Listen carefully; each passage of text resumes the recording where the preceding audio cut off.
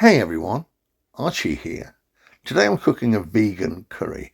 It's a chickpea and veggie coconut curry. Absolutely fabulous.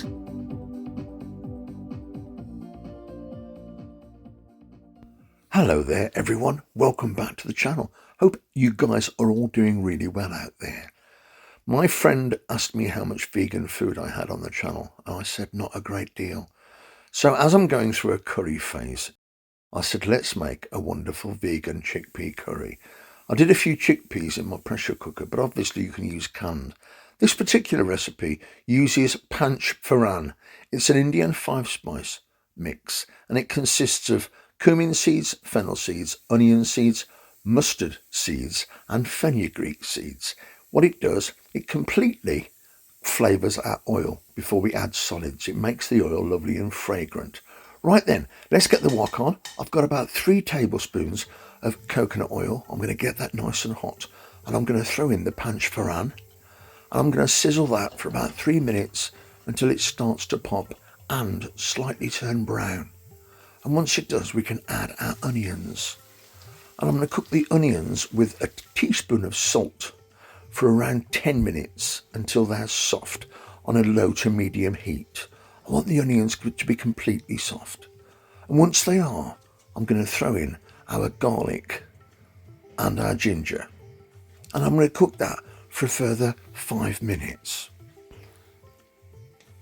And then everything's going to be completely soft and starting to turn brown. Now I'm putting a couple of handfuls of frozen spinach and a couple of handfuls of frozen bell peppers. Of course you can use fresh. I only had frozen vegetables by me. I'm just going to cook these out for about 5 minutes until they soften nicely with my onion mixture. And I'm cooking them over a medium heat, by the way. And once they're nice and soft, we can then add a generous teaspoon of fenugreek leaves, also known as Kasuri Methi, followed by my spices, curry powder, coriander, and Kashmiri chili powder, and 1 finger green chili chopped up too. That goes in too. We're going to cook this for a few minutes. Now there's a possibility these spices are going to absorb all the moisture. So if they do, add in a 1/4 cup of vegetable stock or a 1/4 cup of water. That will help us cook our spices, extract all the flavours from them. I think I cooked this for about 4 minutes.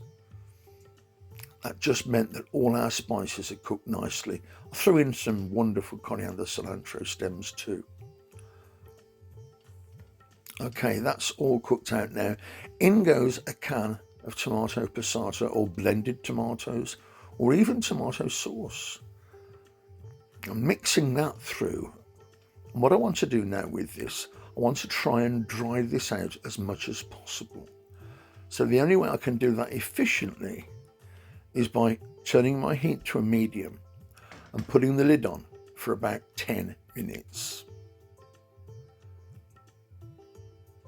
And then after 10 minutes, you'll notice a lot of our moisture has evaporated and we're left with this paste. It's not dry, but obviously we haven't got all that water hanging around anymore. Now I'm going to throw in some more frozen vegetables, some wonderful beans, and some corn and some peas. And I'm going to stir fry those over a medium heat for about 5 minutes just to get some heat through everything. Looking lovely, smelling wonderful too. Now I'm going to put in my chickpeas. I've got the equivalent to about 3 cans of drained chickpeas in there. Just going to stir fry those through as well for a further 3 or 4 minutes. Get everything up to temperature.